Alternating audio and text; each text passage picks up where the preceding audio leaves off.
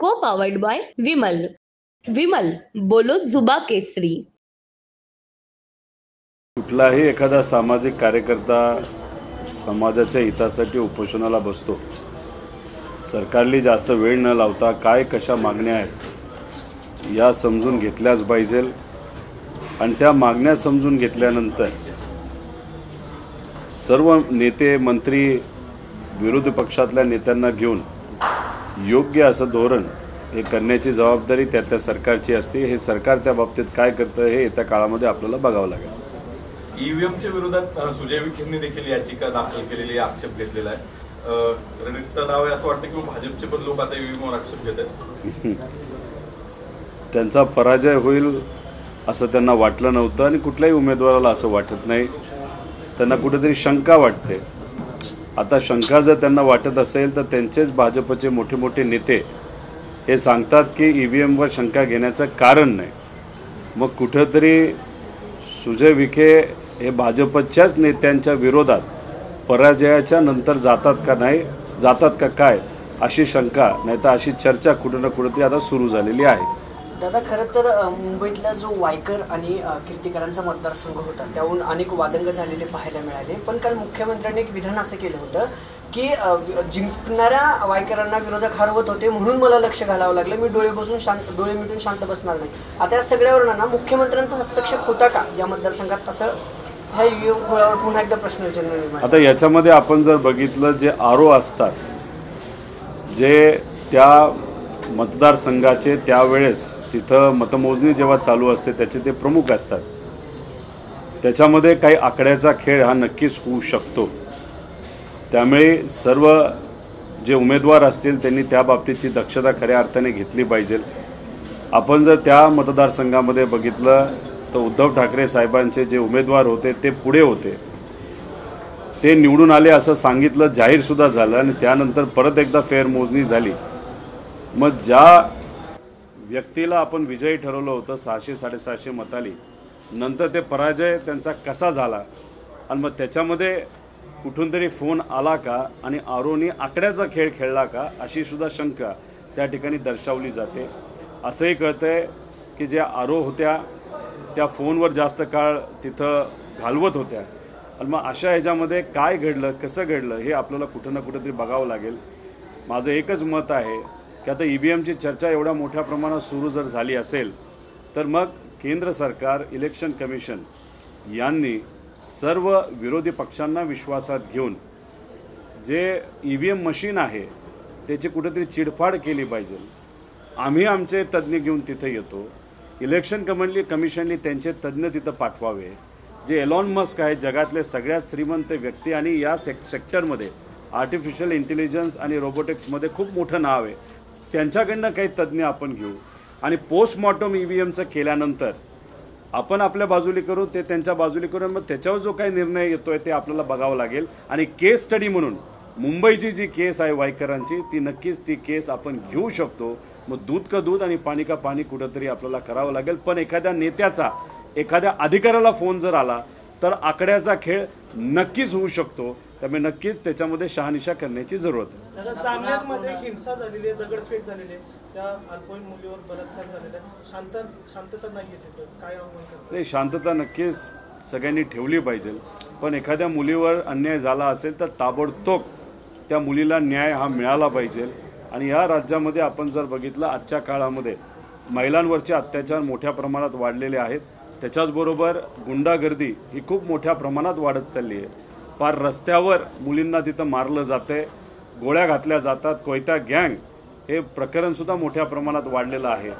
मग इलेक्शनच्या काळामध्ये ज्या गुंडांचा वापर इलेक्शनसाठी महायुतीच्या नेत्यांनी केला, आता त्या गुंडांना असं वाटतंय का की हे जे राज्य आहे महायुतीचं म्हणजे ते गुंडांचं राज्य आहे, म्हणून अशा पद्धतीने रोडवर दिवसा ढवळ्या जर असे प्रकरण घडत असतील तर मग कुठंतरी आपल्याला सगळ्यांना या प्रकरणाच्या आणि या वातावरणाच्या विरोधात आवाज उठवला पाहिजे. आम्ही विधानसभेमध्ये हा आवाज नक्कीच लोकांच्या, सामान्य लोकांच्या बाजूने उठवू.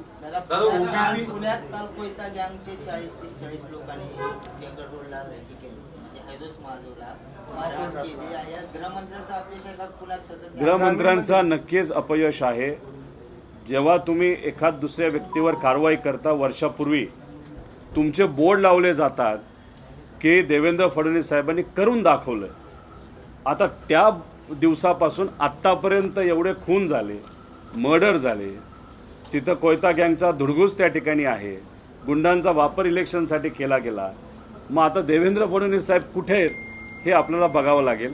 त्यामुळे कुठलीही घटना जर वाढत असेल आणि त्याच्यावर पोलीस प्रशासन काहीच करत नसेल, पोलीस म्हणजे CP पुण्याकडे जेव्हा एखादा गुंड जातो तो रील करतो तरी CPला काय करता येत नाही, त्याच्यावरूनच कळून येतं की दुर्दैव असं की पोलीस प्रशासनावर सरकारचा कुठेही वचक राहिलेला नाही. ओबीसीचे आंदोलन उपोषण पालकमंत्र्यांचं पण लक्ष राहिलं नाही का पुण्यावर? एवढे मोठे जर केसेस होत आहेत पुण्यातल्या पालकमंत्री सगळ्याच नेत्यांचं लक्ष नाही, पालकमंत्र्यांचं नाही, होम मिनिस्टरचं नाही, जे सगळे नेते आहेत त्या सर्व नेत्यांचं कुठेही त्याच्यामध्ये लक्ष नाही. कारण का हे सगळे नेते कशामध्ये गुंतून पडलेले आहेत की त्यांच्या कुठल्या आमदाराला आता मंत्री बनवायचं, येणारं इलेक्शन आता कुठं जिंकायचं, कसं जिंकायचं. त्यामुळे ते आपली खुर्च्या जपण्यासाठी आणि मित्राला नाही तर आमदाराला पद देण्यासाठी हे सगळे गुंतून पडलेले. शेतकरी, त्याच्याचबरोबर आपण जो गुंडांचा विषय आपण इथं मांडला त्याच्याबद्दल, युवांचा बद्दल, पोलीस भरतीसाठी 17,000 जागेला 17 लाख तिथं अर्ज येतात, ते सुद्धा इंजिनियरपासून सगळे. पण त्याच्यावर कोणी चर्चा करायला तयार नाही. त्याच्यावरूनच कळतं सरकार हे सामान्य लोकांचं सरकार नाही, पण हे कुठंतरी पैशावाल्यांचं आणि गुंडांचं सरकार आपल्याला म्हणावं लागेल. दादा, ओबीसी समाजाचं जे उपोषण सुरू आहे त्याला हिंसक वळण देखील लागलं. ओबीसी आणि मराठा आमने सामने आलं तर मला असं वाटतंय का, आणि त्याच पार्श्वभूमीवर भाजपकडनं अशी मागणी किंवा चर्चा आहे की पंकजा मुंडेंना राज्यसभेवर पाठवावं. नाही, पंकजाताईंना राज्यसभेचं सीट जर BJPकडनं दिलं जात असेल तर त्याचं स्वागत सगळ्यांनीच केलं पाहिजे. त्यांच्या वडिलांनी खूप मोठं कार्य राजकीय क्षेत्रामध्ये त्या ठिकाणी केलेलं आहे. पण द्यायचं का नाही द्यायचं हा विषय हा शेवटी BJPचा विषय आहे. त्यामुळे BJP त्या बाबतीत काय करतं हे आपल्याला बघावं लागेल. कारण त्यांना राज्यमंत्रीपद दिल्यानंतर लगेचच त्यांना मंत्रिपदसुद्धा द्यावं लागेल. त्यामुळे येत्या काळामध्ये त्या बाबतीत काय होते आपल्याला बघावं लागेल. फक्त माझं एकच मत आहे की शेतकरी, कष्टकरी, बेरोजगार युवा, विद्यार्थी, सगळ्या समाजाचे, सगळ्या जाती धर्माचे आज अडचणीत आहेत. पण त्यांच्या बाबतीतली चर्चा या राज्यामध्ये सरकारमध्ये असणाऱ्या लोक तिथं करत नाहीत. तर मग त्याच्यावर कुठेतरी चर्चा व्हायला पाहिजे. जाती जातीमध्ये तेढ निर्माण करून हाताला काम पोटाला अन्न कोणालाही मिळणार नाही. त्यामुळे हे जे विषय आहेत सर्व पक्ष एकत्रित येऊन सोडवले पाहिजे. पण मेन मुद्द्यावर सुद्धा कुठं ना कुठेतरी चर्चा झाली पाहिजे असं आमच्या सगळ्यांचं मत आहे. मराठा ओबीसी आमने सामने येत आहेत किंवा आणलं जाते असं चित्र? माझं एकच मत आहे, राजकीय पोळी भाजण्यासाठी कुठला तरी एखादा राजकीय पक्ष अशा पद्धतीने जर वातावरण करत असेल आणि दोन समाजामध्ये वाद निर्माण करत असेल तर ते योग्य नाही. ते कुणीही करू नये. आणि लोकांना त्या बाबतीत कोण काय करतंय याचा अंदाज नक्कीच असतो आणि ते इलेक्शनच्या माध्यमातून लोकशाहीच्या मदतीने तो तिथं निकाल लोक देत असतात. त्यामुळे जर कुणी अशी छेडछाड जाती धर्मामध्ये करून राजकीय पोळी भाजण्याचा प्रयत्न जर करत असतील तर लोक त्यांना सत्तेच्या बाहेर नक्कीच ठेवतील. महायुती आणि महाविकास आघाडीमध्ये महाविकास आघाडीचं जवळपास सगळी एकत्रित पत्रकार परिषद झाली, पण महायुती रामदास कदमांचं परवाचं स्टेटमेंट बघितलं की भाजपमुळे आमच्या 4-5 सीट कमी झाल्या, अजितदादांनी थोड्या दिवसानंतर यायला पाहिजे होतं. हसन मुश्रीफ आज बोललेत की मुख्यमंत्र्यांनी अनेक ठिकाणी लक्ष घातल्यामुळं खरं तर शिवसेनेची मतं वाढलीत का? हे सगळे लक्षण कशाचे आहेत? महायुतीमध्ये अलबेल नाही, विधानसभेत हे सगळे एकत्र राहतील असं मी आधीच म्हणलोय की हे जे विधान आपलं सेशन आहे, जे आता आमचं सेशन सगळ्या आमदारांचं सुरू होईल महाराष्ट्राचं, ते जसं सेशन संपेल त्याच्यानंतर महायुती राहील असं मला वाटत नाही. निधी जो सरकारचा आहे, जो राज्याचा निधी आहे, आपापसात वाटून घेतला जाईल आणि जसं हे अधिवेशन संपेल महायुती टिकेल असं वाटत नाही. अजित पवार या बैठकीला उपस्थित राहिले नाहीत. शरद पवारांच्या समोर येण्यास काळ होती का? ते का येऊ शकले नाही हे मला तरी सांगता येणार नाही. ते कशामध्ये व्यस्त आहेत हे आपल्याला बघावं लागेल. पण आता सेशन येते, त्या सेशनमध्ये फायनान्स मिनिस्टर म्हणून बजेट जे प्रेझेंट करायचं त्या कामामध्ये कदाचित ते बिझी असतील.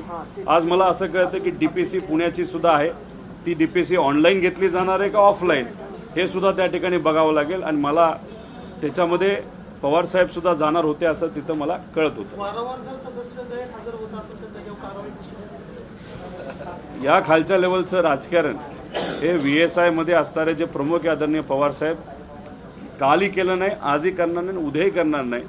भाजपच्या प्रवृत्तीचे लोक नक्कीच या पद्धतीचं राजकारण करू शकतील, पण साहेब आणि साहेबांच्या मार्गदर्शनाखाली चालणारी ही VS आहे आणि कमिटी या पद्धतीचं राजकारण नक्कीच करणार नाही असा विश्वास आहे. दादा, अजितदादांच्या संदर्भात एक प्रश्न आहे. बारामतीमध्ये लोकसभा निवडणुकीदरम्यान त्यांनी असं भाषण केलं होतं की जर काही दगाफटका झाला, उमेदवार पडला तर मी विधानसभा निवडणूक लढवणार नाही किंवा त्याचा मी विचार करेल. विधानसभेला दुसरा उमेदवार असतील अजितदादा? अजून 4 महिने आहेत, 4 महिने जाऊ द्या, मग आपल्याला कळेल कोण कुठला उमेदवार कुठे उभा राहतोय आणि कशा पद्धतीने राजकीय समीकरण येत्या काळामध्ये आपल्याला बघायला मिळतं. विधान परिषदेच्या किती जागा महाविकास आघाडी लढवणार आहे आणि शिवसेनेने मागणी केली की विधान परिषदेची निवडणूक रद्द करावी, सुप्रीम कोर्टात विषय आमदारांच्या अपात्रतेचा. तो नक्कीच त्याला मी मान्यता देतो की एखादा विषय जर कोर्टामध्ये असेल तर इथं नियुक्त्या दिल्या गेल्या नाही पाहिजे. त्यामुळे उद्धव ठाकरे साहेबांचा जो शिवसेना आहे त्यांनी जी केलेली मागणी ती रास्त आहे. राहिला प्रश्न कुठल्या महाविकास आघाडीच्या पक्षाला किती जागा मिळतील हे मी सांगू शकणार नाही. एक तर मी फक्त आमदार आहे आणि कुठेही त्या कमिटीमध्ये मी नाही आणि कुठलाही पदाधिकारी सुद्धा मी नाही. दादा, शेवटचा प्रश्न दादा, मनोज जरांगे पाटलांचं जेव्हा आंदोलन झालं त्यावेळेस पवार साहेबांनी तिथे जाऊन मनोज जरांगे पाटलांची भेट घेतली होती, परंतु हाकेंच्या आंदोलनाला पवार साहेब गेले नाहीत, त्यामुळे ओबीसी समाजातून नाराजी व्यक्त केली. तुम्ही एक आहे, कुणी राजकारण याच्यामध्ये आणू नये. तिथं लाठीचार्ज झाला होता. जरांगे पाटील जिथं बसले होते तिथं हजारो युवा महिला उपस्थित होत्या आणि या शासनाने तिथं लाठीचार्ज केला, बंदुकीचा वापर केला. तिथं अनेक काही गोष्टी चुकीच्या घडल्या होत्या ज्या समाजकारणासाठी योग्य नाही, नाहीतर लोकांसाठी योग्य नव्हत्या. म्हणून पवारसाहेब तिथं जाऊन त्या बाबतीतली विचारपूस करण्यासाठी गेले होते. आता भाजपचे लोक नाहीतर जे काही लोक आहेत त्याच्यामध्ये काही वेगळं समीकरण बसवण्याचा प्रयत्न करत असतील तर कृपा करून त्यात राजकारण करू नये. कुठल्याही एखाद्या व्यक्तीवर जेव्हा लाठीचार्ज होत असतो नाहीतर अन्याय होत असतो तिथं जाऊन त्याची भेट घेणं हे फार महत्त्वाचं असतं असं वाटतं. को पावर्ड बाय विमल. विमल बोलो जुबा केसरी.